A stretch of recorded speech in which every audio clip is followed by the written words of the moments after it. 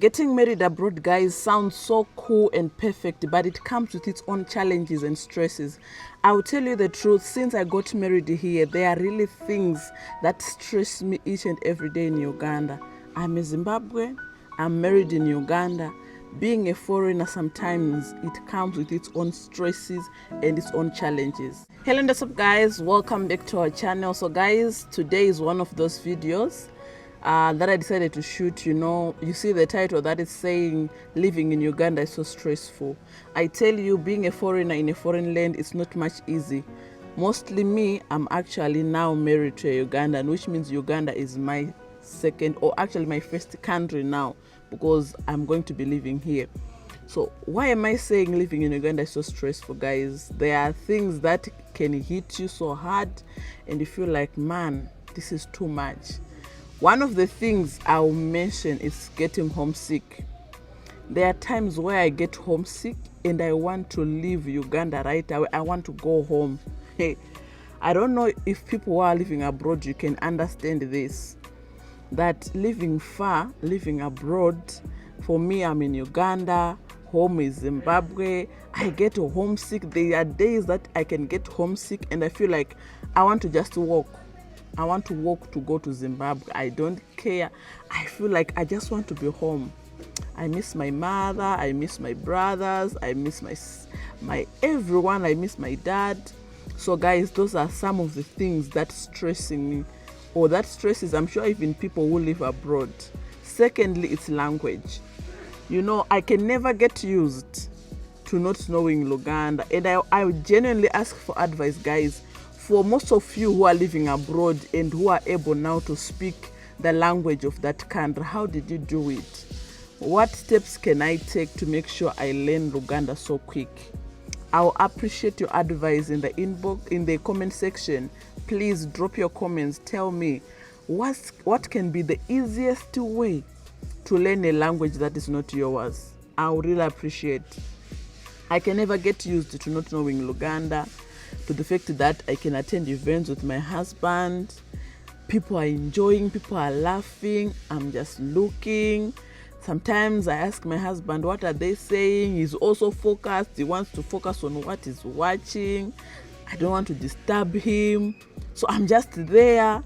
I'm seeing people are laughing. It's just music in my ears.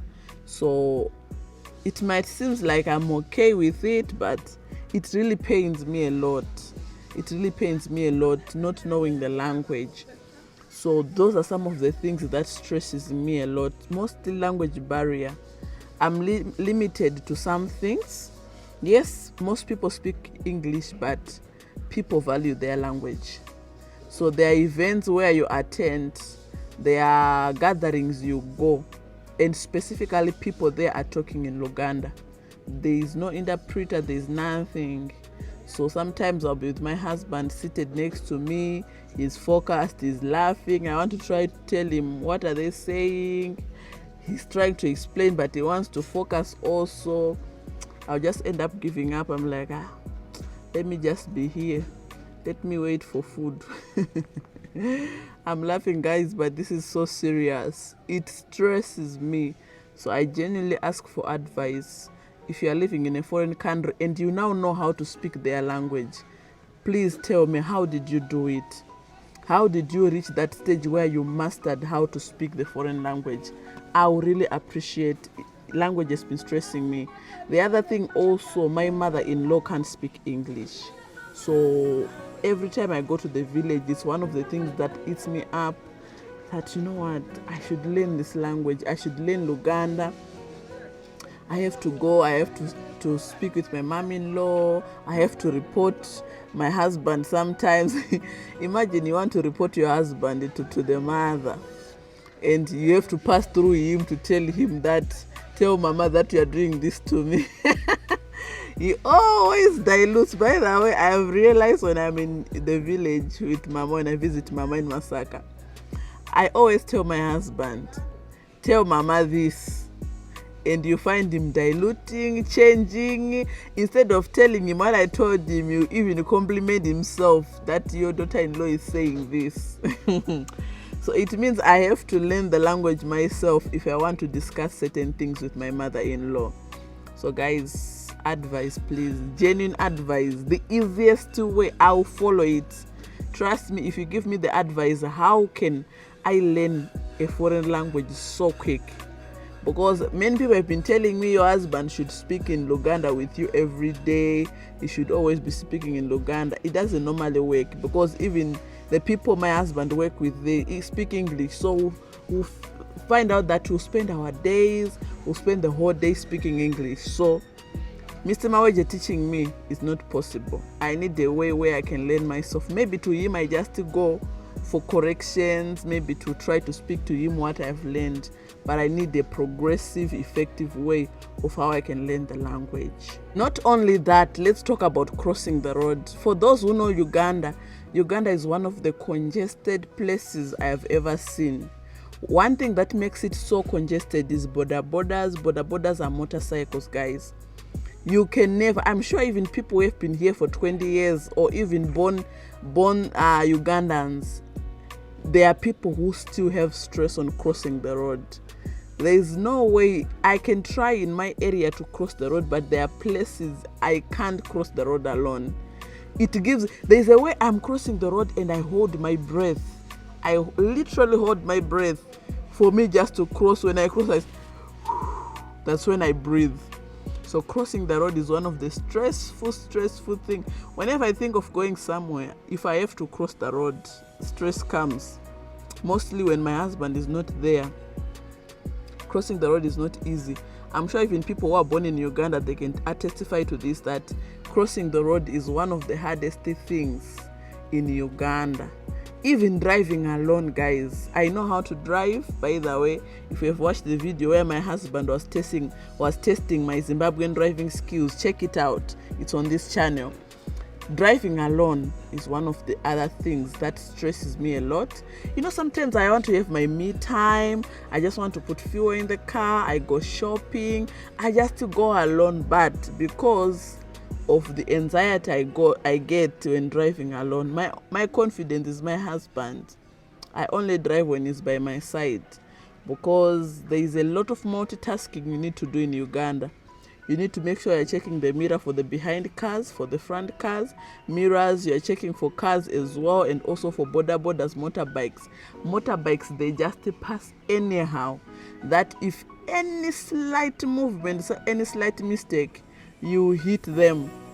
And there you're not hitting only the driver, you're hitting also even people who are seated on a border. So it needs focus, multitasking, a lot of things to drive in Uganda. So it stresses me a lot that when am I going to have my own time to drive alone, to just decide I want to have my me time, or maybe have my girlfriends, like let's go out, I drive. So it's one of the things that stresses me, that I found that wherever I want to go, my husband has to be there, because if I'm to drive, he has to be aside me, with me, for confidence. For confidence. So guys, another thing that stresses me a lot in Uganda is food. Uganda is one of the richest countries in food. It has a lot of food, but you know, I'm a Zimbabwean. There are things I miss eating in Zimbabwe, and there are things we eat in Zimbabwe Ugandans don't eat. There are things literally in Zimbabwe it's normal for us, but in Uganda eating them, it's not normal.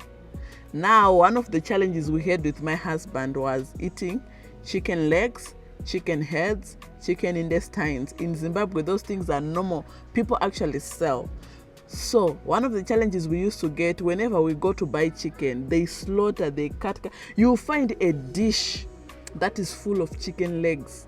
You find a dish full of chicken heads, and they are throwing them away. It stresses me. So now the solution we have found on that, I have never gone to buy chicken since ever then. I always send Mr. Maweje to buy chicken. He makes sure they slaughters, they cut everything, he just brings the meat.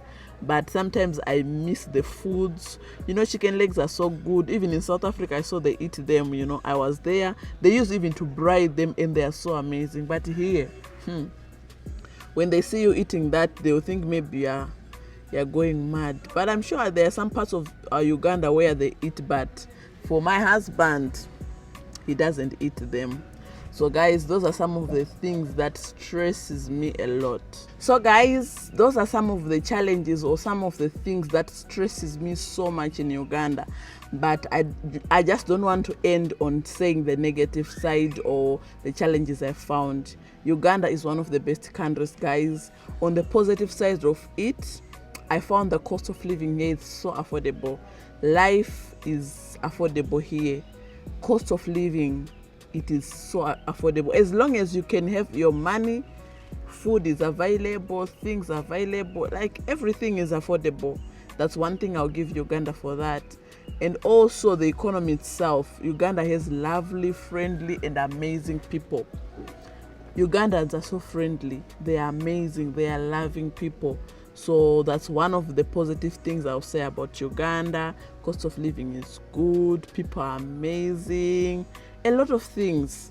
We have so many cultural differences, but most of the time you find that since we are all Bantu languages. By the way, there are a lot of things that are similar between Zimbabwe and Uganda. So I didn't find it so much hard to blend in their culture. It is not much different. People knew when they are greeting elders. People knew when they are serving food. So on culture, it wasn't so hard for me to blend in. It wasn't so hard. I found it so easy because some of the things they do here in Uganda, we also do them in Zimbabwe. So on culture, I didn't find any problem.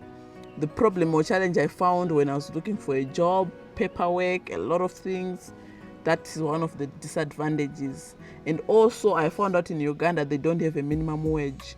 So even when you get a job, the salary itself, you might not like it because I'm sure employers just pay people what they deem fit. They don't have that minimum wage that a worker is supposed to be paid this amount. No. That's one of the challenges in the paperwork. So guys, despite all the challenges and all the stresses, Uganda is still the best country. I love it here. I enjoy it. I have loving friends. I have loving family who love me so much. You know, sometimes when you're much loved, even that loneliness, even that stress, it might not affect you that much because you're surrounded by people who love you. So guys, I decided to share this video. This is one of the days where I'm feeling homesick. I feel like even walking to go to Zimbabwe right now. But anyway, we are making plans to go to Zimbabwe to visit my mom, to visit my parents. So guys, this is a video I had for you. Don't forget to like, subscribe, and comment. Thank you so much for your support, guys. Continue supporting us by just liking the video. Just click that like button and just comment. Even if you don't have anything to say, just hi. Just say hi, the Maweja family. Hi, Precious. We'll be able to reply. I love you guys.